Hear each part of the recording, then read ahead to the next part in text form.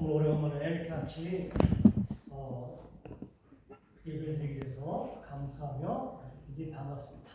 자, 기도합시다. 하나님 아버지, 참으로 예수 그리스도께서 이 땅에 오셔서 십자가에 돌아가시고 또한 부활하셔서 저에게 또 부활의 소망을 주셔서 감사합니다.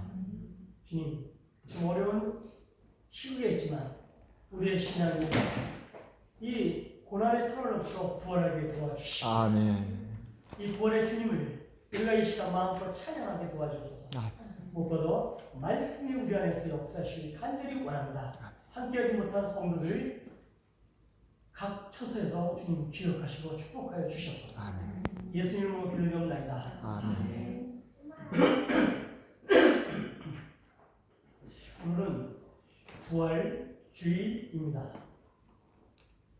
인간의 속성을 가장 잘 아시는 하나님께서는 도저히 인간의 능력으로는 죄의 문제를 해결할 수 없다는 것을 잘 아셨습니다.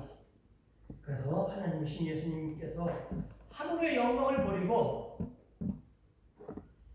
인간의 몸을 입어 이 땅에 오시고 우리의 죄를 대신해서 십자가에 돌아가셨던 것입니다. 그 예수님께서는 약속대로 죽은 지 3일 만에 부활하셨습니다. 오늘은 역사적인 부활 사건을 기념하는 부활절입니다. 하지만 금년에는 중국에서 발단이 된 코로나 바이러스 때문에 한국 교회만이 아니라 온 세계 교회들이 예배의 어려움과 차질을 겪고 있습니다. 오늘 부활절 설교를 준비하면서 이런 감동적인 글을 하나 읽었습니다. 어느 날 아침에 80살 넘으신 할아버지께서 엄지손가락 환부에 꿰매었던 실을 제거하기 위해 병원을 방문했습니다. 할아버지는 의사에게 9시에 약속이 있으니 빨리 치료를 해달라고 재촉했습니다. 의사는 할아버지의 상태를 체크하려고 할아버지 의자에 잠깐 앉아보세요라고 권해드렸습니다. 그러면서 어르신 아직 담당 의사가 출근하기 전이어서 1시간은 좋게 걸릴 것 같습니다 라고 얘기했습니다. 그런데 계속 이 할아버지가 시계를 들여다보면서 초조한 모습이 너무 안타까웠던 의사는 직접 그 상처를 돌봐드리러 마음을 바꿨습니다. 다행히 할아버지의 상처는 잘 아물고 있었습니다. 그런데 그 선생님은 할아버지의 상처를 치료하고 나서는 할아버지 혹시 어르신께서 그렇게 서두르는 걸 보니 다른 중요한 약속이 있으신가 보죠? 라고 물었습니다. 그러자 할아버지께서는 요양원에 있는 할머니와 아침 식사를 해야 합니다 라고 대답을 했습니다. 의사는 계속해서 할머니의 건강 상태가 안 좋으신가 보죠? 라고 또 물었습니다. 할아버지는 할머니께서 알츠하이머 병에 걸려 요양원에 계시다고 말했습니다. 의사는 할머니에 대해서 자세히 캐 물으시면서 어르신이 약속 시간에 조금이라도 늦으면 할머니께서 화를 내시는가 보네요. 그래서 이렇게 초조하신가 보네요. 라고 웃으며 말하자 할아버지는 예상 밖의 대답을 해주셨습니다. 아니요. 제 아내는요, 나를 알아보지 못한 지 벌써 5년이라는 세월이 지났습니다. 의사는 전혀 예상치 못한 할아버지 답변에 깜짝 놀라서 다시 물었습니다. 그렇다면 할머니께서 어르신을 알아보지 못하는데 왜 그처럼 매일 아침마다 시간을 지켜 요양원에 가십니까? 그때 할아버지는 얼굴에 지으며 의사의 손을 넌지시 잡으면서 이렇게 말했습니다. 선생님, 아내는 나를 몰라보죠. 난 아직 아내를 알아본답니다. 아내는 나를 몰라보지만 난 아직 아내를 알아본답니다. 할아버지의 대답과 그 멋진 행동의 의사 선생님은 그만 감동의 눈물을 흘렸다는 이야기입니다. 성도 여러분, 우리들은 일상생활에서 신앙의 알츠하이머 병에 걸려 주님을 알아보지 못할 때가 있지 않습니까? 그러나 주님은 늘 우리를 알아보십니다. 그리고 절대로 여러분과 저를 포기하지 않으시며 우리를 찾아오십니다. 오늘 읽으신 스토리가 그 장면을 잘 묘사하고 있습니다. 자, 15절, 16절. 자, 우리 15절을 우리 형제님들, 16절을 자매님들 같이 나눠보겠습니다. 15절 형제님들. 그들이 이야기하며 돌아가는데 예수께서 무속 가까이 가서 그들과 함께 걸으셨다. 16절 말씀 자매님들 같이. 그들은 눈이 가려서 예수를 알아보지 못하여. 오늘 본문에서 엠마오 마을로 향하던 두 제자는 다른 제자들이 무덤에 가서 부활하신 예수님을 만나지 못했다는 말을 전해 듣고는 실망과 불신을 이긴 채 예루살렘에서 약 한 12km 떨어진 엠마오 마을로 떠났습니다. 그때 부활의 주님은 예수님을 믿지 못하고 떠난 두 제자를 직접 찾아오셨습니다. 그렇지만 유감스럽게도 제자들은 예수님을 잘 알아보지 못했습니다. 신앙의 알츠하이머 병에 걸렸습니다. 제자들은 예수님을 알아보지 못하고 예수님의 부활도 믿지 않았습니다. 과거 예수님께서는 제자들과 동고동락하면서 많은 시간을 보냈습니다. 근데도 뭐 알아보지 못해요. 그러면서 예수님께서는 십자가의 죽음과 부활 사건에 대해서 이미 여러 번 말씀을 하셨음에도 불구하고 그들은 십자가의 죽음이 있은 후에 일어난 예수님의 부활을 믿지 못했습니다.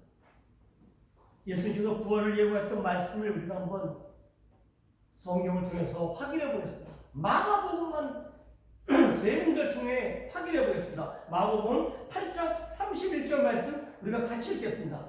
그리고 스타노코와 사라져 오코노 프치미오 가치노 스테라이 프로사레 소시테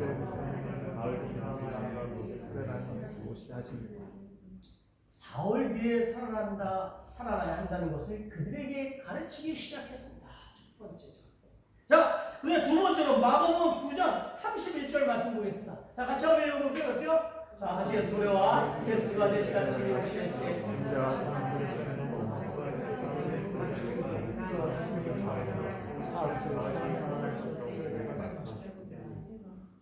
9장 31절은 사흘 뒤에 살아날 것이라고 그들에게 말씀하셨다. 두 번째예요. 자, 세 번째는 마가복음 똑같아요. 10장 32절부터 34절. 저 형제님들이 32절, 자매님들 33절, 34절 같이 읽겠습니다. 형제님들. 그들이 예루살렘으로 올라가는 길이었는데 예수께서 앞장가서 가셨다. 제자들은 놀랍고 뒤따른 사람들은 두려워했다. 예수께서 다시 12제자를 곁에 불러오시고 앞으로 자기에게 닥칠 일들을 그들에게 알려주시기 시작하셨다. 33절. 보아라, 돌아오고 있다. 인자가 대제사장들과 율법학자들의 손에 넘어갈 것이다. 그들은 인자에게 사형을 선고하고 이방 사람들에게 넘겨줄 것이다. 자, 34절 말씀도 같이 읽어보겠습니다. 그리고 이방 사람들은 인자를 조롱하고 침뱉고 채찍질하고 죽일 것이다. 그러나 그는 사흘 뒤에 살아날 것이다. 그러나 그는 사흘 뒤에 살아날 것이다. 예수님께서는 제자들에게 사흘 후에 살아날 것을 여러 번 말씀하셨습니다. 그럼에도 불구하고 제자들은 예고하신 말씀을 믿지 않았습니다. 사랑하는 성도 여러분, 기억하시기 바랍니다. 예수님의 십자가의 죽음과 부활 사건은 갑자기 생긴 사건이 아닙니다. 거짓이 아니고 꾸며낸 이야기도 아닙니다. 이미 여러분 예수님께서 저희들에게 예고하시며 가르쳤던 말씀이 성취된 것입니다. 엠마오 마을로 가던 두 제자는 과거에는 예수님이 이스라엘을 구원하실 분이라는 것을 알고서 예수님께 소망을 걸었던 신앙인이었지만 부활을 믿지 않았습니다.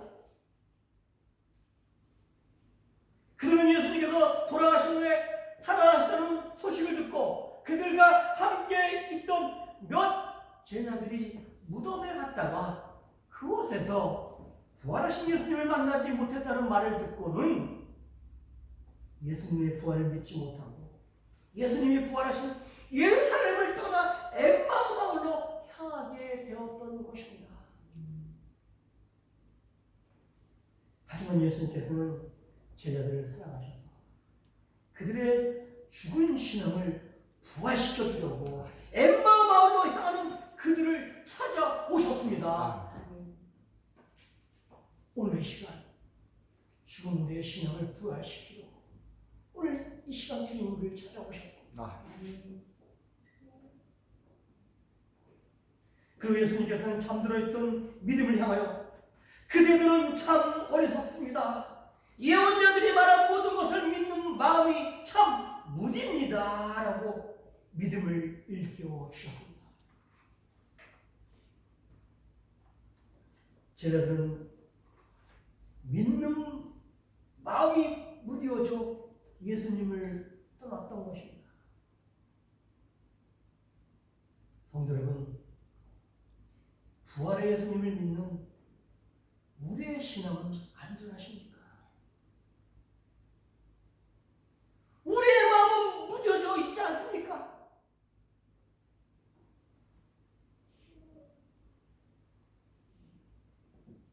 우리들 역시 믿는 마음이 무뎌지면 두 제자처럼 예수님을 떠나게 됩니다.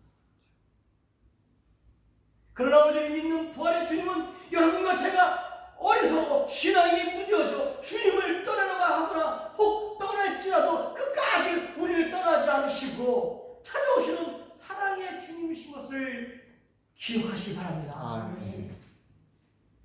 그분은 절대로 여러분과 저를 포기하지 않는 부활의 주님이심을 기억하고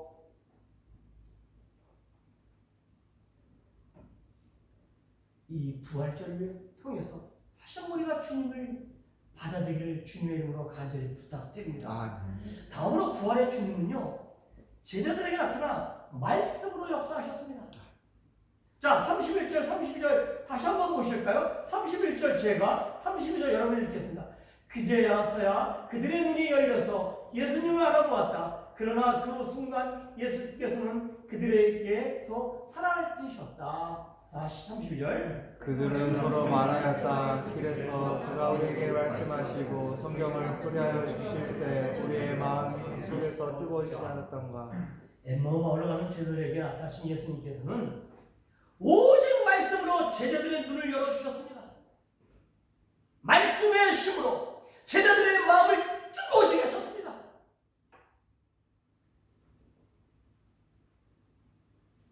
잘 들으시기 바랍니다. 기독교의 능력은요, 하나님 말씀에 있습니다. 목사의 어떤 그런 지도력, 니들에게 있는 것이 아니라,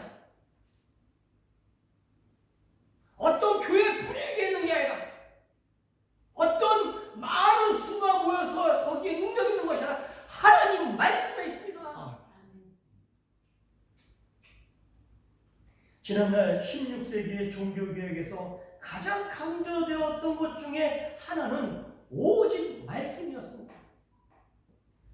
종교개혁자들은 타락하고 부패한 카톨릭 교회를 바로잡을 수 있는 힘은 오직 말씀의 능력이 있다고 믿고 확신했습니다.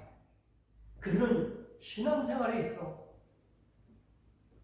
인간의 기준, 원칙, 방법과 수단 등 그야말로 삶의 정황 무한 법칙은 오직 하나님 말씀의 기준이 되어야 한다는 것을 철저하게 경험했기에 하나님의 말씀을 강조했습니다. 우리 용해하시기는 하나님의 말씀은요, 성도를 변화시키기에 충분하며 기적을 나타납니다. 제자들에게 나타난 부활의 주님은요, 부활 후에 오직 말씀으로 제자들을 변화시켰던 것입니다. 그것은 바로 하나님의 말씀의 능력이 있기 때문입니다. 신약성경 히브리서 4장 12절 말씀 같이 한번 읽어볼까요? 같이 한번 읽어보겠습니다. 하나님의 말씀은 살아있고 힘이 있으며 어떤 양날 칼보다도 날카로워서 바람 속을 꿰뚫어 혼과 영을 갈라내고 관절과 골수를 갈라내게 하며 마음의 생각과 의욕을 가려냅니다. 하나님의 말씀에 능력이 있습니다. 그러나 불행해도 오늘 한국교회는 종교 개혁이 일어나기 전에 그 카톨릭 교회가 밟았던 비참한 불신앙의 길을 템플에서 걸어가고 있습니다. 한국교회는 세상 사람들이나 성도들에게 주님을 전하고 믿게 하는 수단으로 가장 중요한 말씀에 의지하기보다는 점점 교회는 세상적인 프로그램이나 이벤트 등 세상 수단과 방법을 이용하여 성도들을 유혹하며 이끌고 있습니다. 물론 그것도 한 방법과 수단이 될 수는 있습니다. 그러나 그러한 방법에 익숙해지다 보면요, 오히려 그런 것들은 교회 성도를 부패하고 타락하게 하는 독이 될 수가 있습니다.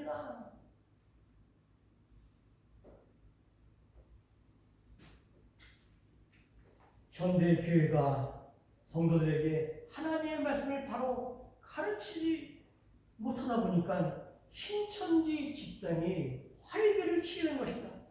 잘 아시죠? 그들은 신천지 집단들이 처음에 가지고 나온 것이 뭐예요? 성경 무료 신학원이었어요. 그들은 성경 무료 신학원을 만들어서 무료로 성경을 가르쳐준다고 유혹하며 사람을 모았습니다. 그 무료 성경 신학원을 발달로 신천지가 성장하여서 지금 30만이나 되는 거대한 괴물 집단이 돼서 가정과 사회와 교회를 파괴하는 참혹한 결과를 낳게 되었던 것입니다.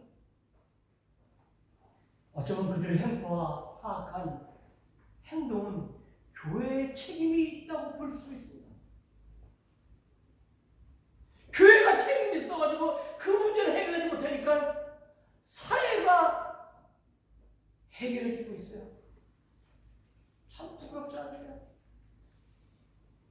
교회 지도자인 목회자들과 장로들과 또한 여러분과 같은 우리 모두 신앙인에게 책임이 있습니다.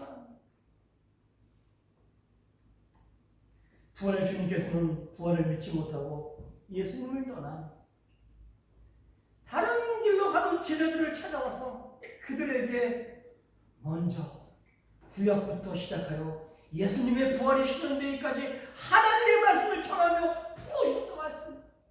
그러자 그들의 눈이 열리며 예수님을 알아보게 되었고 마음이 뜨거워져 예수님의 부활 사건을 믿게 되었던 것입니다. 사랑하는 성도 여러분,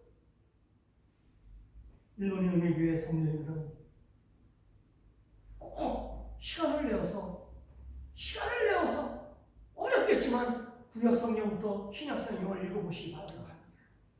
특히 예수님의 생애가 담긴 기록된 사복음서, 마태, 마가, 누가, 요한복음을 읽어보시기 바랍니다. 그렇게 되시면 눈이 열리며 마음이 뜨거워져 예수님의 부활 사건이 역사적인 사건, 사실적인 사건으로 믿어지게 될 것입니다.